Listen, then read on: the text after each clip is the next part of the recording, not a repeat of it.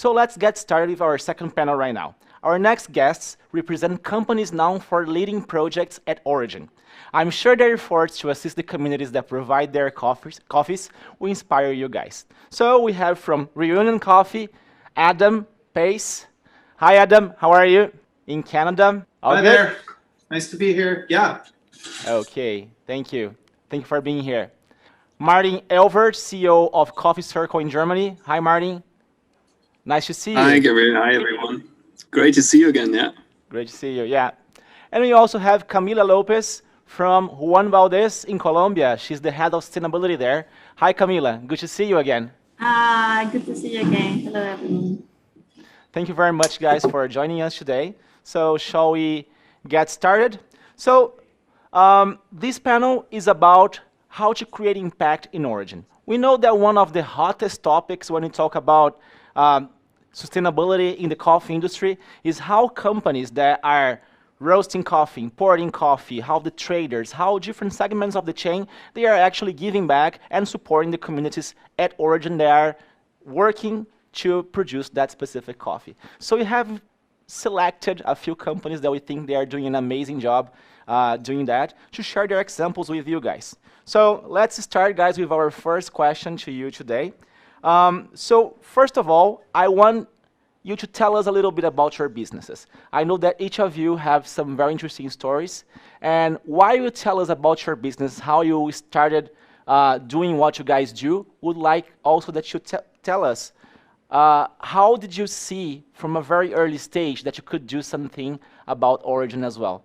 Let's start with Adam. Adam, I know that you guys have been around for quite a while. So if you could please tell us a little bit about your story and how you started thinking that origin could be supported by your products and your services. Sure. Yeah. Thanks again for having me. Our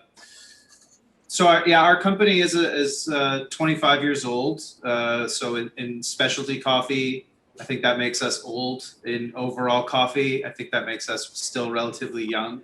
But it's a family business. My father was one of the first people to start roasting specialty coffee in Canada back in the 1970s and started Reunion after selling his first company. I came to join the company in 2005, and that was when we picked up our sort of sustainability journey. Origin is where it all began for me, so an appropriate place to start for this conversation. When I first started, I was recently out of school and very interested in trying to make a difference in the world, and I didn't know how I was going to do that. And then it turned out that I had this amazing company at my fingertips in an industry that was just sort of desperate for change and improvement, and could be a vessel for creating real impact in parts of the world that I wanted to know more about and cared about. So for me, it started traveling to origin. The first real trip that I can think that really made an impact on my perspective was to Guatemala, where I saw the reality of the situation on the average coffee farm. I saw the full range of farms, from certified, smallholder, large farms, fair trade, organic co-ops, the whole bit, and really started to understand the exploitive nature of coffee, how problematic this product that we all love and care so much about actually is on the people who are growing it and throughout basically the entire supply chain. And that was what really got me going, and sort of threw jet engine on the fire of wanting to become a more sustainable company and person on a personal level. We started trying to work more with direct trade partnerships with certified coffees, very strong with Rainforest Alliance certified farms and fair trade as well. It came actually at a conference at Origin, where I saw it was David Griswold from Sustainable Harvest talking about B Corp. It was actually my first introduction to it at a conference in Tanzania, and I thought that it sounded amazing, but probably something that was very, very far out of our reach. and started getting into it. And that was probably about 10 years ago. And about a year later, we got certified ourselves as a B Corp, which was really at that time, I think for me, what I was looking for was a way to, I was looking for some best practices in the industry. There was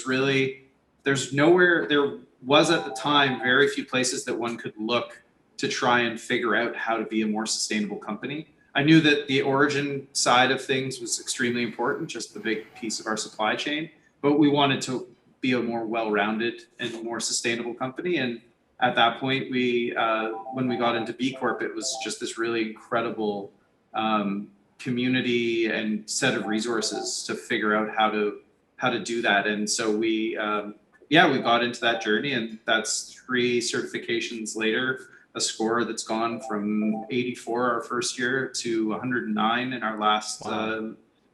Certification process. Congratulations. I thank you.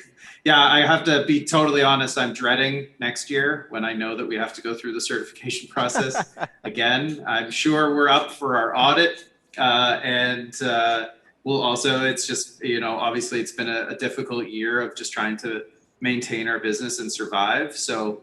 One of my last thing I'll say about it before we move on is just, this last year, we've been through some tough times in the last 10 as we've been going through the B Corp process and just being a part of that community. And we've had tough times external to all of that. And, my mind really gets focused on just, tackling the problems that are in front of me. And then, maybe a month will go by and I'll think, oh my God, I have not thought about the sustainability aspect of our business, like for one single minute in the last month.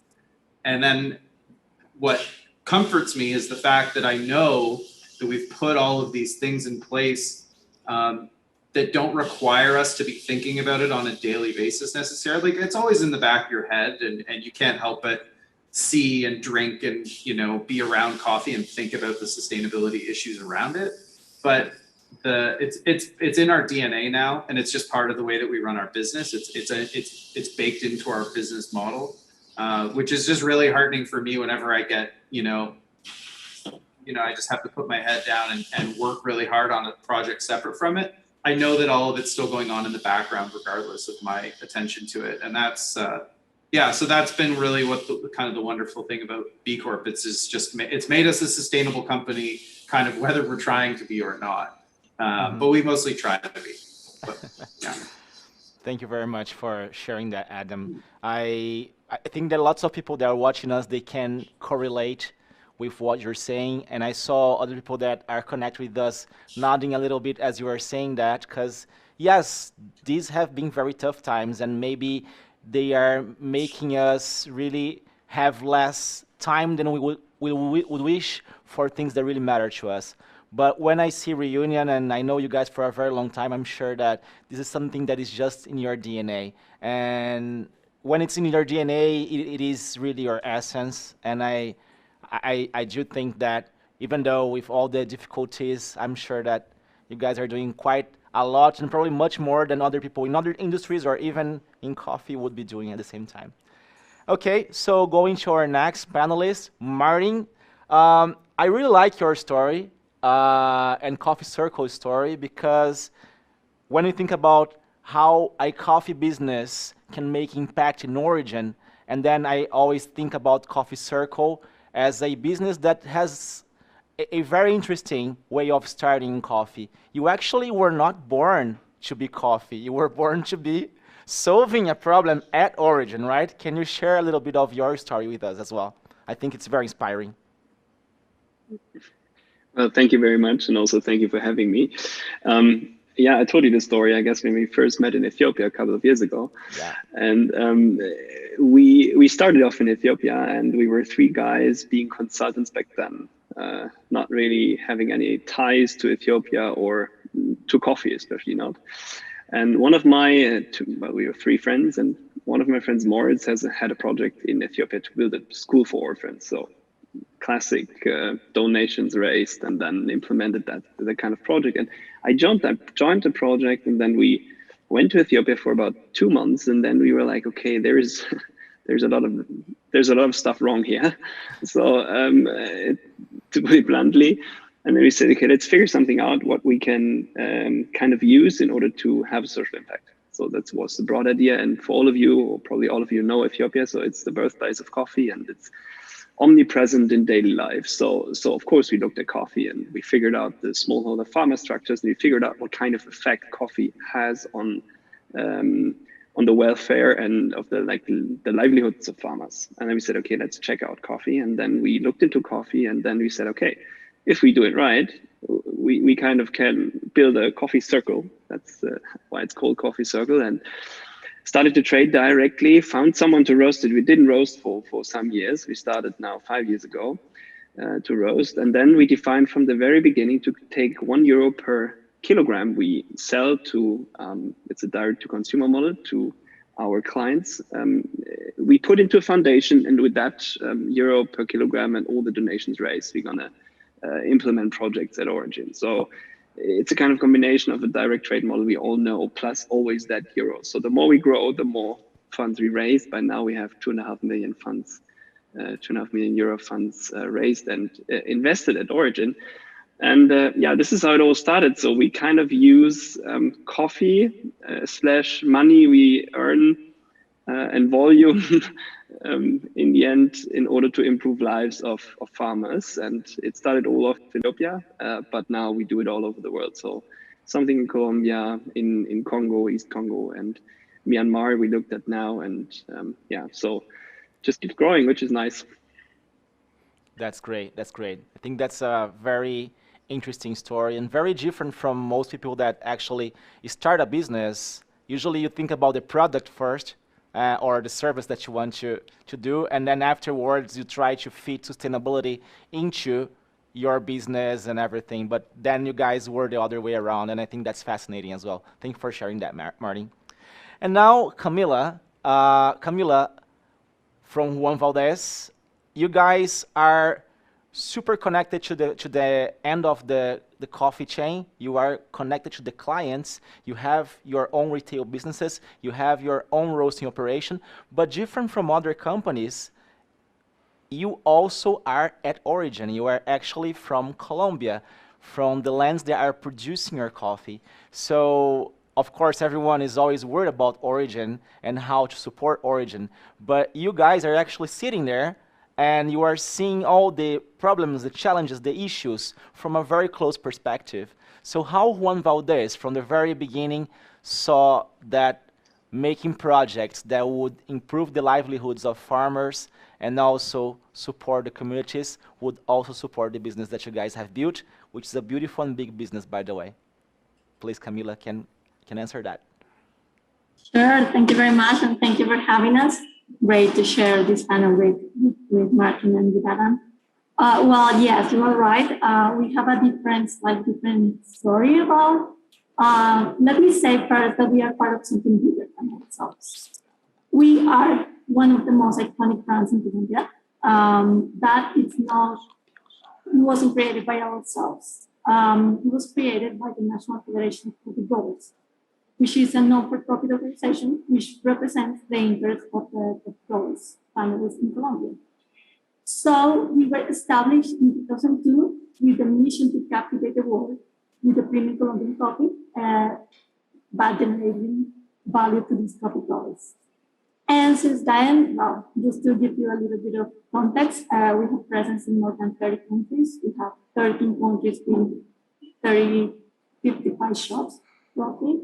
And we have in Colombia, and we have around the world like 133. We have different channels, institutional, e-commerce, retail.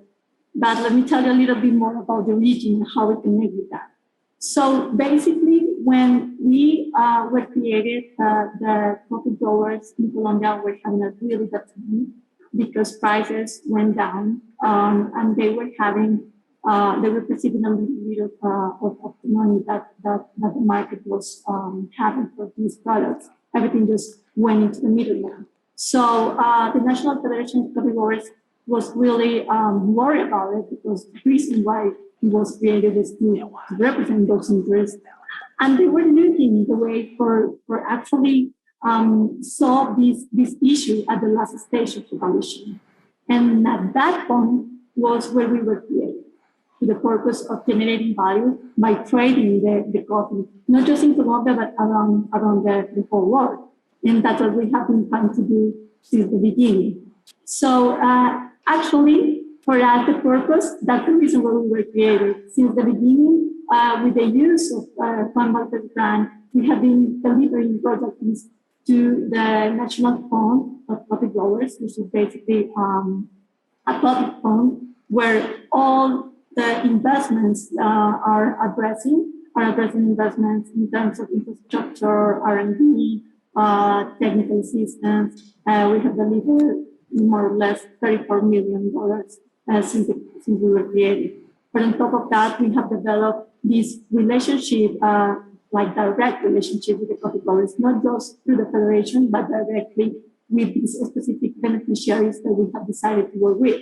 For example, women, youth, with our shareholders who are also coffee growers. So this is basically the way that we have been aiming to address the challenges, because as you say, we are part of the country that it's the coffee is an identity for us. It's something really, really part of our identity, of our social structure and identity. So it's the way that we are addressing the culture. So thank you very much for sharing what you shared, Camila. What I think is the most interesting thing, besides everything that you said, is that you guys could actually personify the whole coffee growing culture into a character.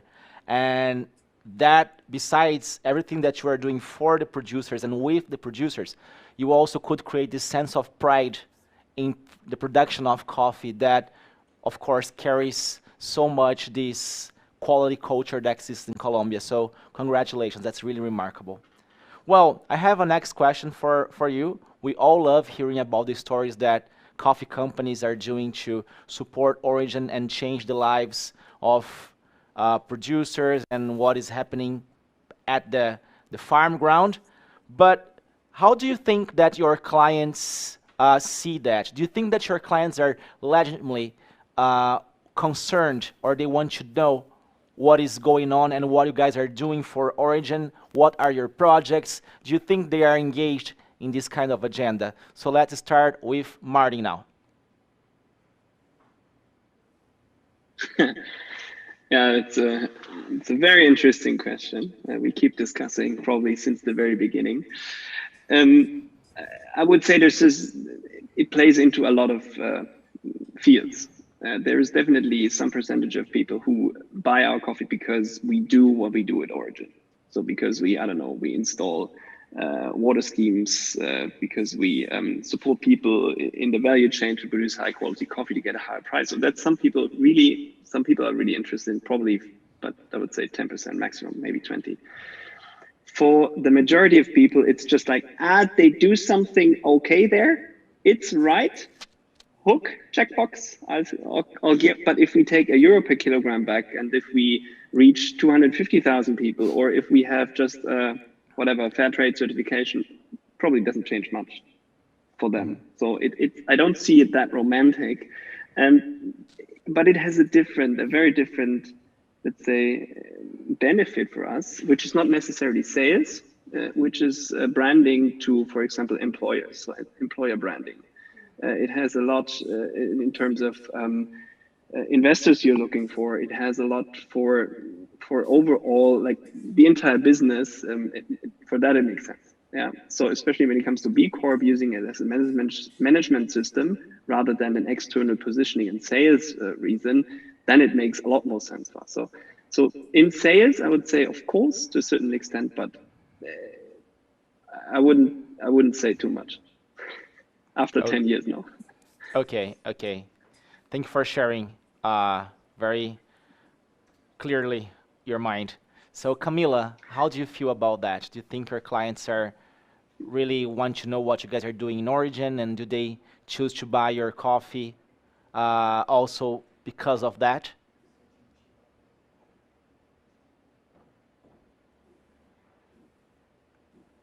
You are on mute, Camila. No, you're still on mute.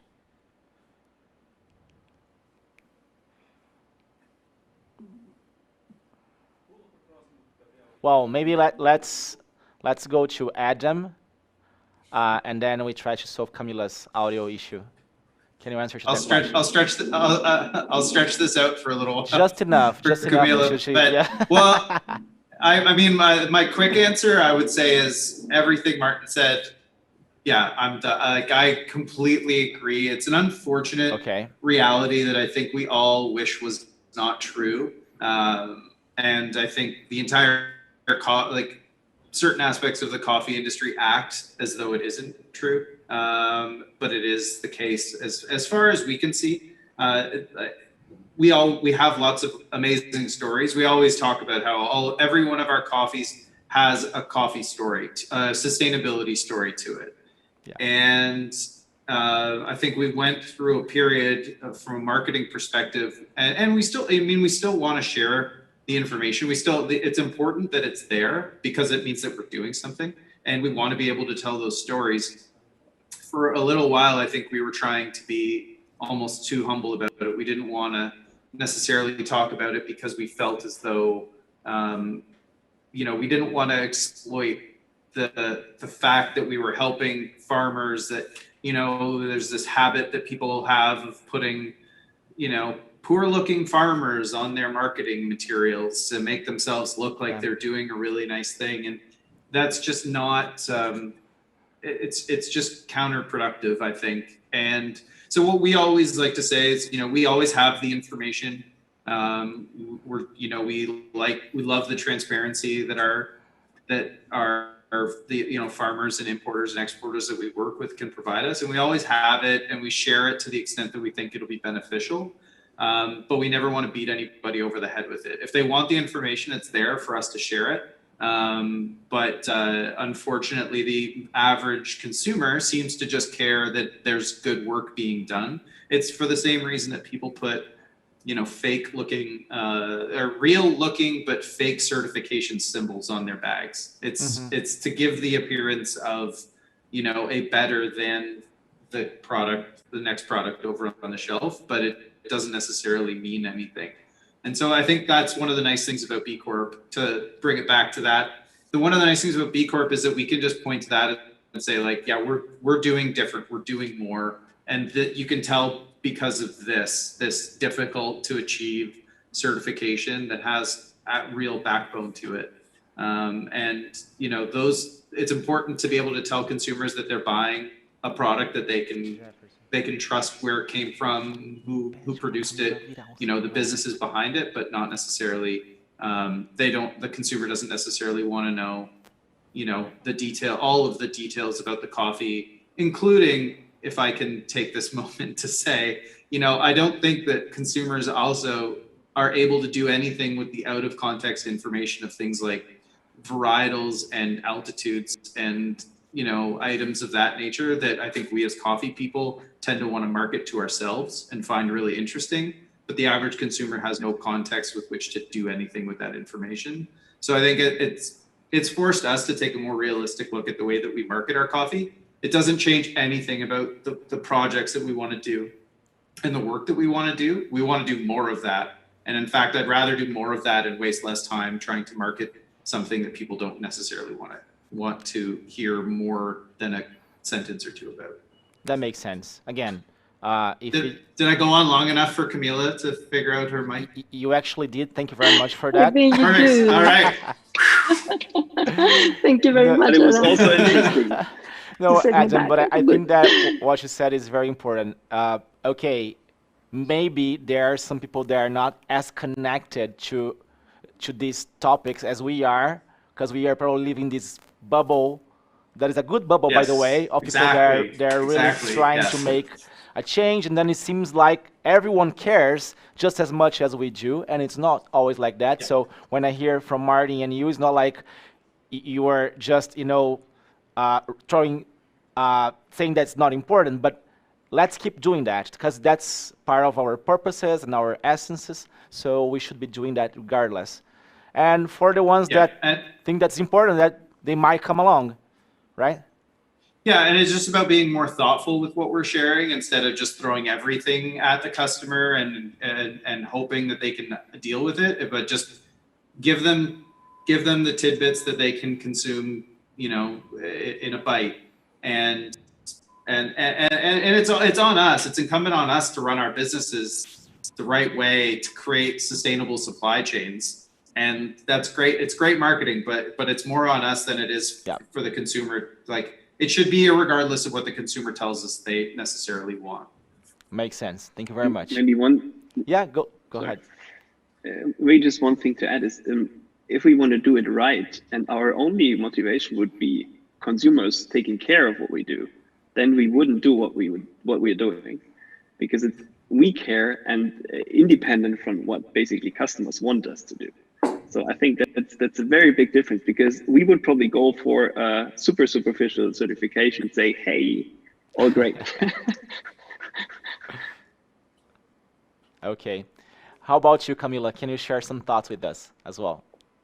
Okay, let's try. Let's try if I can make it now. It's working now. No worries. Well, thank you. It's very interesting to hear Adam and Martin, what they say. Definitely, I agree with them thoroughly.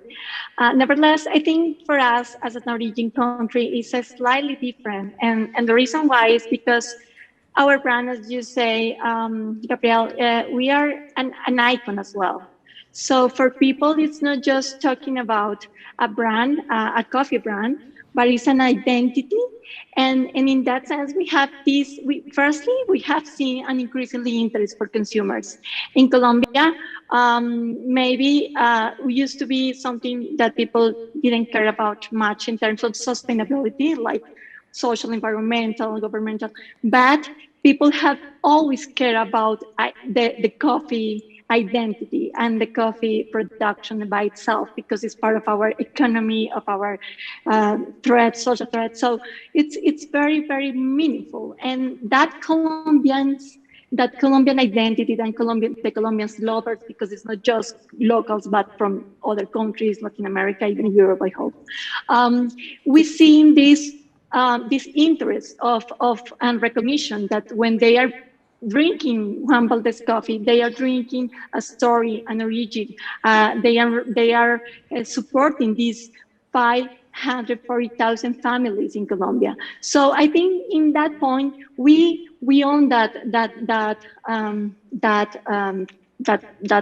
characteristic, that we actually are seen as the coffee of the coffee growers in Colombia, and that make us very, very connected with the region, and therefore consumers are really interested in that.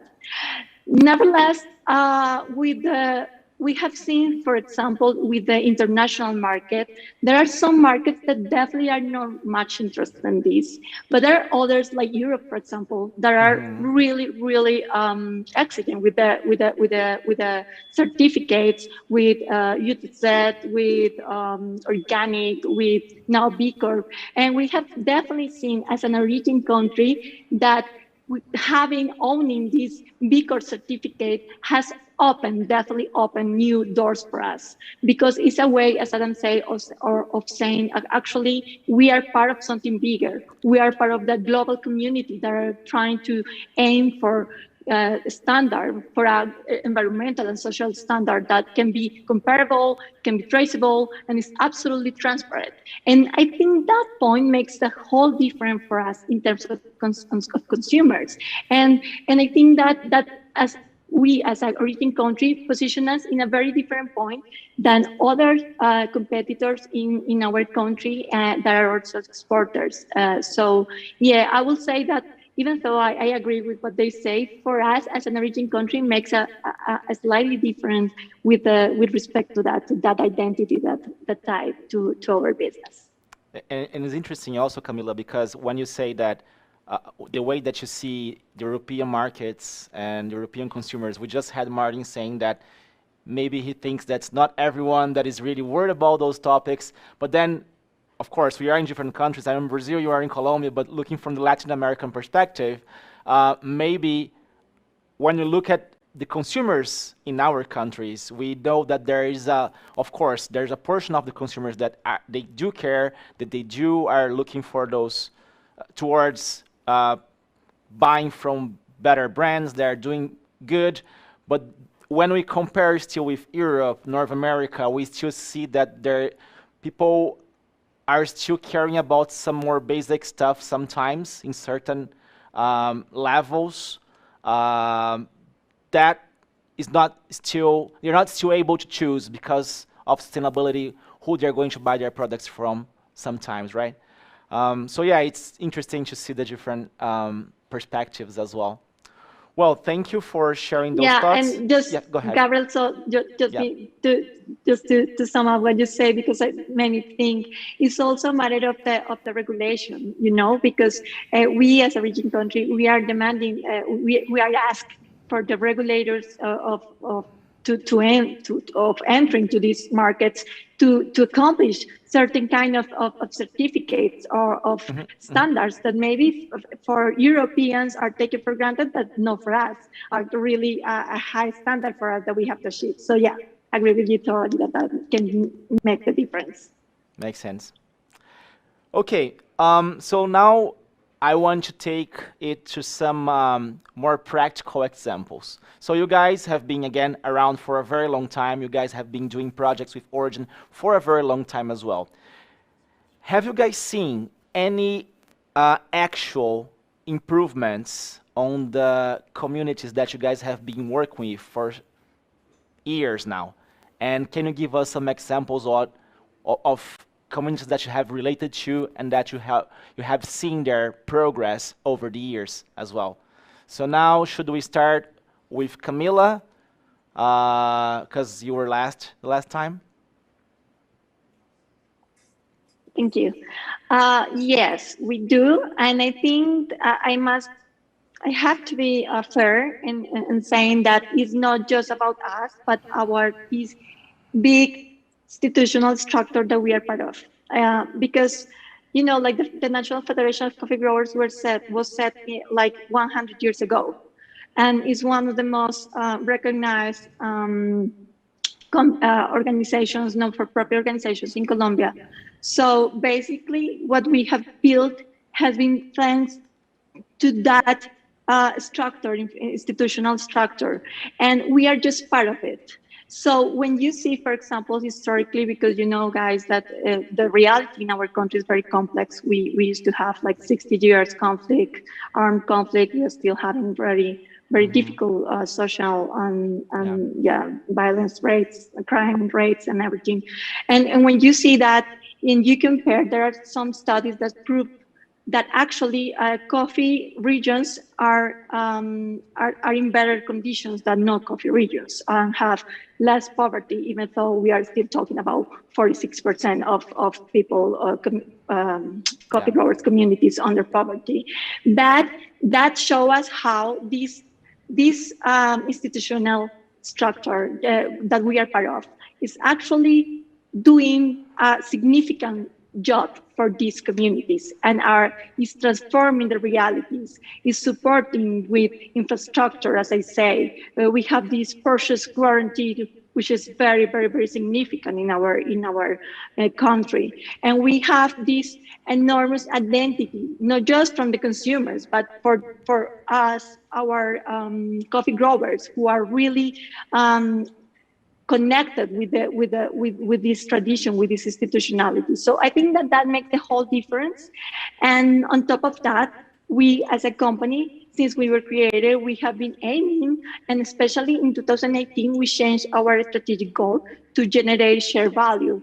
And since that, we have been addressing these initiatives with specific beneficiaries, as I said before, and that has made a huge difference. We have seen women who are 56 years old and for the first time are trading their own coffee, despite they have been producing it their entire life. We have seen youth who are thoroughly excited and committed with the project Renacer, which is the name of the Reborn in English. It is the name of the coffee growers that we exceed the leadership of young population.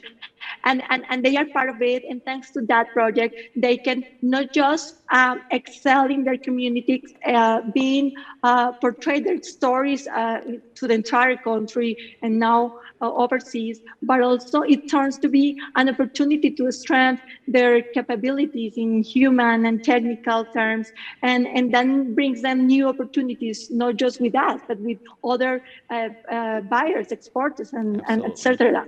So I think that's definitely we have seen, and we feel proud of it, but we know that we have a long way to go to make sure that the projects actually have that we are aiming for. Sounds great. Thank you very much. Now, Adam, can you also share with us some examples as well of your journey? Yeah, I think actually a nice segue from Camila's, the most successful example that we have is actually a project that we've been involved with for about 16 years in Colombia, in Tolima, in partnership with the FNC and our importing partners here in Canada, RGC Coffee in Montreal. The project, it's called the Las Hermosas Project. It's, you know, we wanted a Colombian coffee that we could call our own. Everybody at the time in Canada was just selling 100% Colombian. That was the name that they would put on the bag. And we wanted to do something a little bit more interesting, and we wanted to take the opportunity to divert that much volume into a coffee, into a project, into a community. And so we started working with this community in South Tolima through a co-op called Café Sur. We started contributing 5 cents per pound that we were buying. It was just an additional premium on top of the quality premium and on top of the differential and everything else. And, you know, 16 or 17 years later, I think it's amounted to, I'm going to get the number, I don't have the exact number, but I believe it's over 250,000 US contributed to that community in the form of parabolic dryers, a cupping, like refurbishing their cupping lab, the sanitation project at local schools, computer centers, a program to help teach young coffee farmers to keep them within the you know, coffee growing world instead of moving to the city. We built a computer lab, bought a roaster for their lab.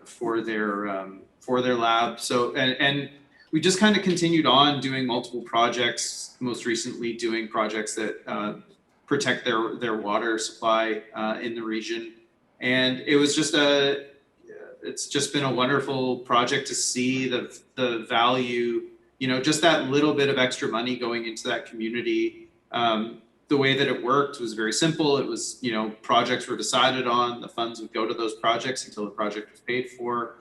And, you know, for years, we've just been listening to what that community said they needed in conjunction with people on the ground. I think it's really important to note for me is like, we're not in development. We're not, you know, we are not experts in what coffee farmers need. We're experts in roasting their coffee and selling it to our customers. But, you know, we started a few years back, it was a real, like, I mean, we've made a very intentional decision now not to do any projects without consulting with the communities first and doing some studies to figure out exactly what it is those communities need, talk with them, work in conjunction, and figure out what to do next. And I think for us, we just, I mean, you know, this panel is all about creating impact at origin. We do that through sales. Like we do that. Like I say, we're not the ones who are doing the work on the ground. I thought that was where I wanted to go in my life, you know, and I thought that was like the beautiful notion of what we could do. It's just not the way our company was built. I'm sure Martin, like it's out, you know, this is the way your company, you know, where you came from. So I think maybe I'm kind of in the middle as like the sort of the most traditional type of, you know, roaster trying to create impact story on this panel, I guess, in that way. But, you know, we really came to an understanding a long time ago that the best thing that we can do is listen and support financially. I feel the same way about like the coffee quality aspect of things. It's the same thing. I am in no position to tell a coffee farmer what to do on their farm, how to grow their coffee, process it. I give my feedback. I support them. We support them by paying them, you know, good money for their coffee. But that's our role. And so, you know, we've made the choice to do that. We could not do that, bank all of that money as profit. We've made that choice to, you know, be more, you know, more involved in the supply chain in that way. But the project in Colombia is a perfect example. Like, for the most part, we've kept our noses out of it. I remember probably for the first 10 years, the way that it worked was we would get asked, you know, this is what we want to do with the money. Is that okay? And we kept on saying, like, oh, of course. Like, what? Sure. If you think so, I think why would we say? We never said no. And then I think, you know, there was a way for us to be more supportive, which was doing those base level studies. You know, in Colombia, with that group, we did some polling basically, and you know, interacted with the FNCs, people on the ground. Again, we were not going to go around with a clipboard and try and get that information. And so we worked with the people on the ground to try and figure that out. And fortunately, we have wonderful partners in doing that. And that's the only way that we're ever going to have any impact at origin, is just by paying more and working with the people that can do the actual work. That makes a lot of sense, Adam. I do think that sometimes we come with good intentions to do lots of things, but using our own perspectives, our own cultural background, and then sometimes we make proposals or projects that come with all this baggage that we have, but then that's not really the necessity that those people recognize as their main necessity right now. So it's very important to have that conscience. I think Western coffee roasters they come to origin with big white savior energy, you know, and just think like they want to get the photo with their arm around the farmer, and you know, they want to do a lot of things that I think are just kind of counterproductive and paternalistic and very it's patriarchal and it's incorrect in a lot of ways. And I think there's just a better way to do it. There's a right way and a wrong way to do it. Unfortunately, you know, a lot of people are still, well, from my perspective, kind of doing it the old school way and just not giving agency to the farmers themselves who have it and deserve it. And we need to honor that and not just kind of, you know, come and wag our fingers at people and tell them what's best for them. Sounds great. Thanks. How about you, Martin? Can you also share some thoughts with us on the same topic, if you still remember what it is? Oh yes, I do. I like everything which was said by Camila and Adam. It's so true, and it's a very difficult question. Got carried away. Sorry. Go ahead. Let me pin it down to, we started in Ethiopia. This is where we had most of our projects, and we started off with a few principles. And one of the principles was always include the community. So to solve a real problem and not a problem we think is a problem, because that would make it very likely that we are completely wrong. Of course, that led to very funny situations when you asked, especially when you ask the men what is necessary, then they say, build a street and give us motorbikes. But then you need to ask some other people. And then you figure out that the women have to walk 10 kilometers to get clean water. So this is like the very first just nice story. Became very clear where we had three categories. One is health, which includes especially wash projects, water and sanitary and hygiene. Second is education, which includes mainly education for kids of the community. And third is value chain. And this is where all the projects roasters love to do basically go. For the wash part, this is where we invested most of our money. It was relatively easy to pin down a project. We implemented it for years, and right now we have, I don't know, 3 water wells. We have 60 kilometers of pipes, 19 water kiosks in one project, for example, serving 100 million glasses of clean water per day. So this is a very successful project. You can touch it, you know it's there. It costs a certain amount of money. We, of course, didn't implement it. I don't know how to put 60 kilometers of pipes in the ground. I mean, that one would be to figure out, but the rest I don't. So we have partners. We we defined it together in the communities. So, and this is very important, what we figured out on the way. We took this euro per kilogram, which is technically a donation. And of course, we have the problem of this, what Adam just said, this, okay, white people come and this white savior kind of thing. So we wanted to have it in a dignifying way. And what happened is that because we are buying coffee, farmers perceive it as part of their compensation. They don't care if it's a donation technically or not. So it's dignifying. It's developed together. What kind of problems do we have?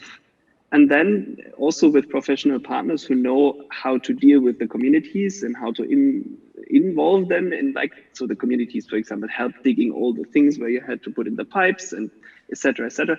So if you have experienced partners, but this is what we gave away. And this was, I think, one of the most successful projects we did so far. Still, the question is not answered, how it's going to be maintained. Yeah, so that's still something, because at some point we don't want to create any dependency.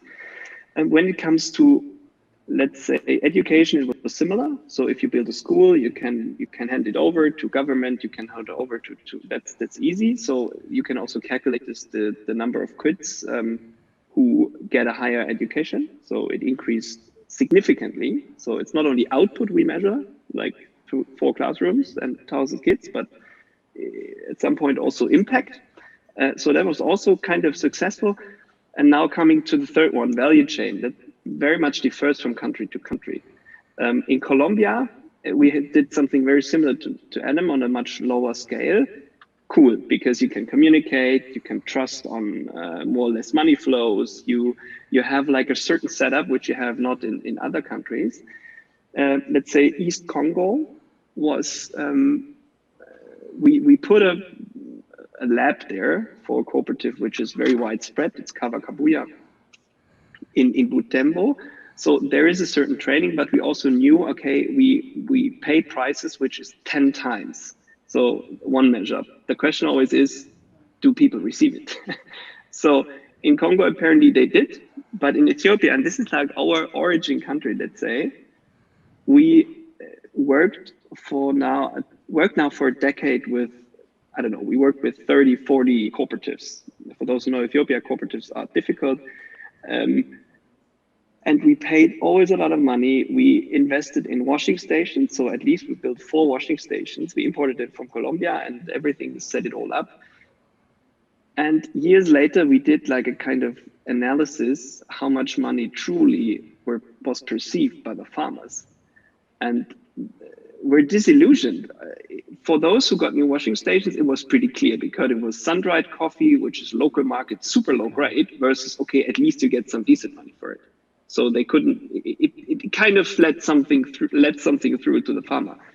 But for all the other cooperatives where we paid massively more, and not only us, like all international buyers paid a premium because coffees were absolutely amazing. The farmers still ended up with the same amount in local currency they received. So it was not the case that we saw that the higher the price we pay, the more farmers are motivated to grow more and better coffee, because farmers didn't receive it. So there was just no motivation. So we did a cost of production study. In the end, this is now going into too much detail, but it was very clear to see that we need to understand much more what's going on around coffee. So we asked them, what kind of other crops do you have? What's the in-kind income of all of those? It's not only cash, because coffee is that cash crop. Where do you invest your money? And in the end, it was like, okay, all the cash I get, I rather invest into a motorbike and offer a taxi service. And we need, as coffee people, I think, figure out what story do we tell? Because what can I say if there is no money, not more money going back when we pay a high price? Who am I to tell them invest more in coffee? Actually, economically, for most of them, it made more sense to diversify crops. Mm-hmm. So I think this kind of, we need to understand much more and to involve people who really know the area, and especially the farmers, if we can. It's difficult to involve with cooperatives, to be honest. So we keep learning every year. Let's see what comes up next year. Intentions are right. That was very insightful. Thank you for sharing that, Martin. Okay, I think we don't have time for questions right now, right? We are a little bit past time, right? But don't worry, we are going to the next session. The next session is going to be a round table with all the 6 panelists of today. So they will have time to answer all the questions that you have right here, right now.